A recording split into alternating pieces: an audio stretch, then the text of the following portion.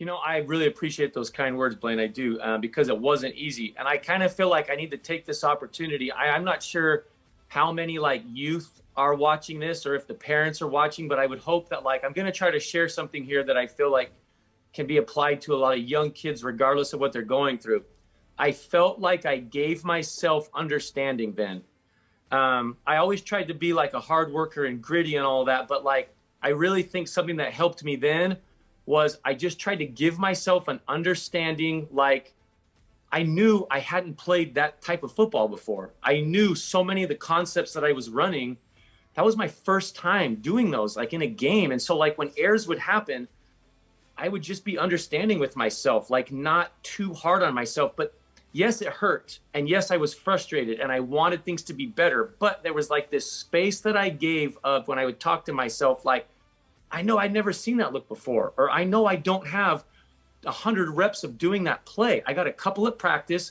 I made a mistake. Okay, I'm going to go learn from it. It was like I just gave myself this like space of understanding of like, you'll get it. It like it will come. Don't beat yourself up. Spend more time building yourself up so you can get better. And the reason why I said I feel like that's a message is because I work with so many young guys. I help young guys. People are so hard on themselves nowadays. Like so many young kids just expect themselves like to be at a level and to get there because they put some effort in. And they have to remember like life in every aspect is about giving yourself an understanding space of like, help yourself out, be kind to yourself, pat yourself on the back and say, dude, I gave my best effort. Like, and I made a mistake on something that I've only done 4 times in my life. And now I'm trying to do it in a stadium of 60,000 fans on game night. I'm not going to do it perfect all the time. And so there was just this like belief. And now this I will say, and this is what's different from my NFL career. In college, I felt like I had that time. I felt like I was going to have that time to grow and develop. My NFL experience was completely different. I wish I could have given myself that same thing I gave myself in college, but that was like taken from me because the very first team I played for, all of those people that would have helped me feel like that, they were out of the building.